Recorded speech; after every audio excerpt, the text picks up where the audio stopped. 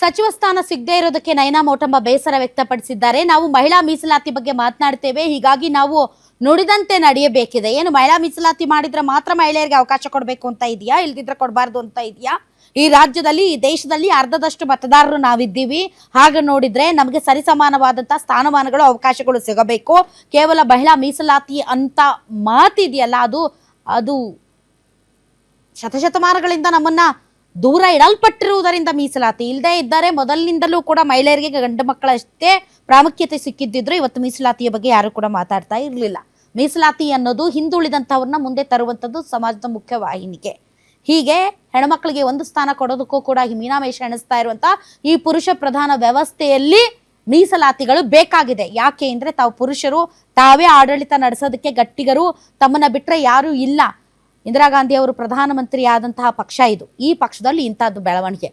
ಈ ಬಗ್ಗೆ ನಯನಾ ಮೋಟಮ್ಮ ಅವರು ನನ್ನ colleague political bureau chief Maruti Pavagada ಅವ್ರ ಜೊತೆ ಮಾತಾಡಿದ್ದಾರೆ. ತಮ್ಮ ಒಂದು ಮುಂದೆ ಚುನಾವಣೆಗಳ ಮೇಲೆ ಯಾವ ರೀತಿ ಪರಿಣಾಮ ಬೀರ್ಬೋದು ಈ ರೀತಿಯಾದಂತಹ ನಿರ್ಧಾರಗಳು ಅನ್ನೋದ್ರ ಬಗ್ಗೆ ಮಾತಾಡಿದ್ದಾರೆ. ಬನ್ನಿ ಅವ್ರು ಏನು ಹೇಳಿದ್ದಾರೆ ಕೇಳೋಣ. ಡಿ.ಕೆ. ಶಿವಕುಮಾರ್ ಅವರ ನೇತೃತ್ವದ ಸರ್ಕಾರದಲ್ಲಿ ಸಚಿವ ಸಂಪುಟ ವಿಸ್ತರಣೆ ಆಗಿದೆ.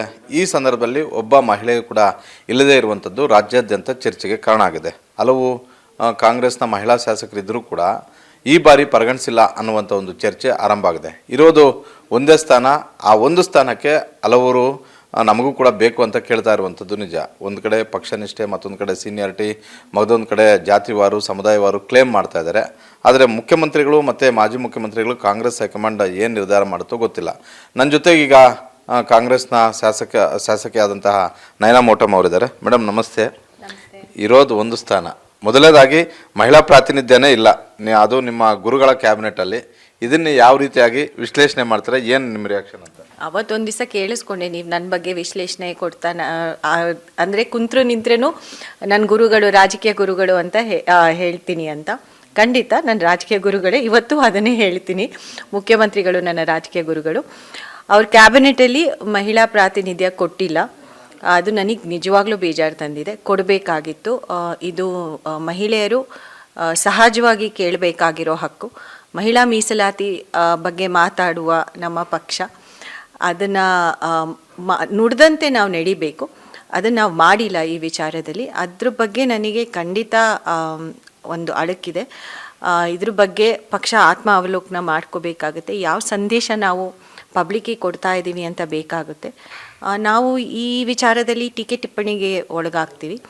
ಅದು ಆಗದಿದ್ದಂಗೆ ನೋಡ್ಕೋಬೇಕು. ಆದಷ್ಟು ಬೇಗ ಮಹಿಳಾ ಪ್ರಾತಿನಿಧ್ಯ ಏನು ಕೊಡಬೇಕು ಅದನ್ನು ಕೊಟ್ಟು ಒಂದು ಜನಕ್ಕೆ ಒಂದು ಸಂದೇಶ ಕೊಡಲಿ ಅಂತ ನಾನು ಪಾರ್ಟಿ ಮತ್ತು ಸರ್ಕಾರಕ್ಕೆ ಪ್ರಾರ್ಥನೆ ಮಾಡ್ಕೊತೀನಿ. ಮೇಡಮ್, ಇದೆಲ್ಲ ಡೆವಲಪ್ಮೆಂಟ್ ಆದ ಬಳಿಕ, ಸಂಪುಟ ವಿಸ್ತರಣೆ ಆದ ಬಳಿಕ ಮುಖ್ಯಮಂತ್ರಿಗಳನ್ನ ಏನಾದರೂ ಭೇಟಿ ಮಾಡಿದ್ರಾ? ಮಾಜಿ ಮುಖ್ಯಮಂತ್ರಿ ಸಿದ್ದರಾಮಯ್ಯ ಅವರನ್ನ ಏನಾದರೂ ಭೇಟಿ ಮಾಡಿ ಈ ಬಗ್ಗೆ ಏನಾದರೂ ಚರ್ಚೆ ಮಾಡಿದ್ರಾ ಅಂತ? ಮುಖ್ಯಮಂತ್ರಿಗಳನ್ನ ನಿನ್ನೆ ರಾತ್ರಿ ನಾನು ಭೇಟಿ ಮಾಡಿದ್ದೆ. ಮಾಜಿ ಮುಖ್ಯಮಂತ್ರಿಗಳನ್ನ ನಾನು ಇವತ್ತು ಖಂಡಿತ ಭೇಟಿ ಮಾಡ್ತೀನಿ. ಈ ವಿಚಾರ ಸಂಬಂಧಪಟ್ಟಂಗೆ ಮುಖ್ಯಮಂತ್ರಿಗಳಿಗೆ ನಾನು ಮನವರಿಕೆ ಮಾಡ್ಕೊಂಡಿದ್ದೀನಿ. ಅವ್ರಿಗೆ ಆಲ್ರೆಡಿ ಇದು ತಿಳಿದಿದೆ, ಮಹಿಳೆಯರಲ್ಲಿ ಎಲ್ಲೋ ಅವ್ರ ತಪ್ಪಾಗಿದೆ ಅಂತ, ಸರ್ಕಾರದಿಂದ ತಪ್ಪಾಗಿದೆ ಅಂತ. ಅದನ್ನು ಖಂಡಿತ ತಕ್ಷಣ ಸದ್ಯದಲ್ಲೇ ಸರಿ ಮಾಡ್ಕೊಳ್ತಾರೆ ಅಂತ ನನಗೆ ನಂಬಿಕೆ ಇದೆ. ಮೇಡಮ್, ಇರೋದು ಒಂದೇ ಸ್ಥಾನ ಖಾಲಿ. ಒಂದೇ ಸ್ಥಾನಕ್ಕೆ ಹಲವರು ನಮಗೂ ಕೂಡ ಅವಕಾಶಗಳು ಬೇಕು ಅಂತ ಕೇಳ್ತಾ ಇದ್ದೀರಾ, ನೀವು ಕೂಡ ಕೇಳ್ತಿದ್ದೀರಾ. ನಯನಾ ಮೋಟಮ್ಮ ಅವ್ರಿಗೆ ಯಾಕೆ ಕೊಡಬೇಕು ಅಂತ ಹೇಳಿ? ನನಗೆ ನನ್ನದೇ ಆದಂಥ ಅರ್ಹತೆ ಇದೆ ಅಂತ ನಾನು ಭಾವಿಸ್ತೀನಿ. ನಾನು ಫಸ್ಟ್ ಟೈಮ್ ಚುನಾಯಿತ ಶಾಸಕಿ ಆಗಿದ್ರೇನು ನನಗೆ ನನ್ನದೇ ಆದಂಥ ಒಂದು ಎಜುಕೇಷ್ನಲ್ ಕ್ವಾಲಿಫಿಕೇಷನ್ಸ್ ಇದೆ. ಒಂದು ಜಿಲ್ಲಾ ಪ್ರಾತಿನಿಧ್ಯ ನಮ್ಮ ಜಿಲ್ಲೆಗೆ ಇಲ್ಲಿವರೆಗೂ ಹೋದ ಬಾರಿನೂ ನಮಗೆ ಸಿಕ್ಕಿಲ್ಲ, ಪ್ರಾತಿನಿಧ್ಯ ಸಿಕ್ಕಿಲ್ಲ. ಈ ಬಾರಿ ನಮಗೆ ಸಿಗಬೇಕಾಗಿದೆ. 5 ಜನ ಶಾಸಕರು ಅಲ್ಲಿಂದ ಗೆದ್ದು ಬಂದಿದ್ದೀವಿ. ನನಗೆ ಎಜುಕೇಷ್ನಲ್ ಕ್ವಾಲಿಫಿಕೇಷನ್ಸ್ ನಾನು ಹೇಳಿದೆ. ಅದಲ್ಲದೆ ನನಗೆ ರಾಜಕೀಯ ಹಿನ್ನೆಲೆ ಏನಿದೆ, ನಮ್ಮ ತಾಯಿ ಸುದೀರ್ಘವಾದ ಕಾಲ ಪಕ್ಷದಲ್ಲಿ ಕೆಲಸ ಮಾಡಿದ್ದಾರೆ. ಅದೆಲ್ಲ ಹಿನ್ನೆಲೆ ಇಟ್ಕೊಂಡು ನಾನು ರಾಜಕೀಯಕ್ಕೆ ಬಂದಿದ್ದೀನಿ. ಅದನ್ನು ಅದೇ ರೀತಿ ನಾನು ನಡೆಸ್ಕೊಳ್ತೀನಿ ಅಥವಾ ಅದಕ್ಕಿಂತ ಹೆಚ್ಚಾಗಿ ನಡೆಸ್ತೀನಿ ಅಂತ ನನಗೆ ಒಂದು ನಂಬಿಕೆ ಇದೆ, ಅವಕಾಶ ಕೊಟ್ಟರೆ. ಇದಿಷ್ಟು ಮುಡಿಗೆರೆ ಶಾಸಕಿ ನಯನಾ ಮೋಟಮ್ಮ ಅವರ ಒಂದು ಮಾತು. ಭಾಳಷ್ಟು ಸ್ಪಷ್ಟವಾಗಿ ಹೇಳ್ತಾ ಇದ್ದಾರೆ, ನಾನು ಪಕ್ಷಕ್ಕಾಗಿ ದುಡಿದಿದ್ದಾನಂತ. ಮತ್ತೊಂದು ಜಿಲ್ಲಾವಾರು ಪ್ರಾತಿನಿಧ್ಯದ ಮೇಲೆ ಕೊಡಬೇಕು ಅಂತ. 30 ವರ್ಷಗಳ ಬಳಿಕ ಜಿಲ್ಲೆಯ 5ಕ್ಕೆ 5 ಸ್ಥಾನಗಳನ್ನು ಕಾಂಗ್ರೆಸ್ ಪಕ್ಷ ಗೆದ್ದಿರುವಂಥದ್ದು. ಹೀಗಾಗಿ ಈ ಬಾರಿ ನಮಗೆ ಜಿಲ್ಲಾ ಪ್ರಾತಿನಿಧ್ಯದ ಅಡಿಯಲ್ಲಿ ಅವಕಾಶ ಕೊಡಬೇಕು ಅನ್ನುವಂಥದ್ದು, ನನ್ನನ್ನು ಪರಿಗಣಿಸಬೇಕು ಅನ್ನುವಂಥ ಒಂದು ಮನವಿಯನ್ನು ಕೂಡ ಮಾಡ್ತಾ ಇದ್ದಾರೆ. ಕ್ಯಾಮ್ರಾಮನ್ ರವಿ ಜೊತೆ ಮಾರುತಿ ಪಾವಡ, ಗ್ಯಾರಂಟಿ ನ್ಯೂಸ್, ಬೆಂಗಳೂರು.